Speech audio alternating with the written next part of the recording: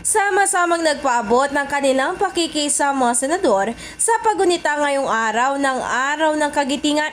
Ayon kay Senate President Tito Soto, ang araw na ito ay nagpapakita ng tapang, sakripisyo at kalayaan ng Pilipinas. Iginit naman ni Senadora Amy Marcos sa kanyang social media post na iba't ibang anyo ng katapangan kung kaya't hindi raw ito palaging nasusukat sa pakikipaglaban o pagbubuwis ng buhay para sa bayan. Anya, isa nga sa mga katapangan na po pwedeng gawin ng isang Pilipino ay mabuhay na may dangal at magkaroon ng malasakit sa kapwa nitong tao.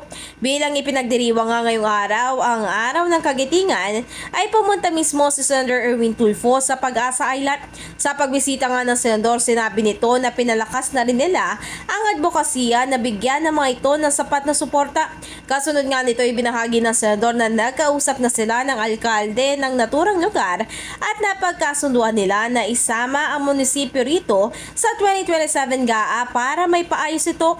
Sa kabilang banda, umaasa naman si Senadora Risa Hontiveros na may sasabuhay ng bawat mamayang Pilipino ang paninindigang ginawa ng mga Pilipinong lumaban para sa inang bayan.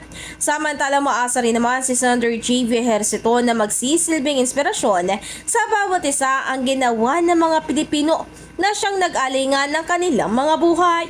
In the heart of changing lives, ako si Brigada Ann Cortas ng 105.1 Brigada News FM Manila, the Music News Authority.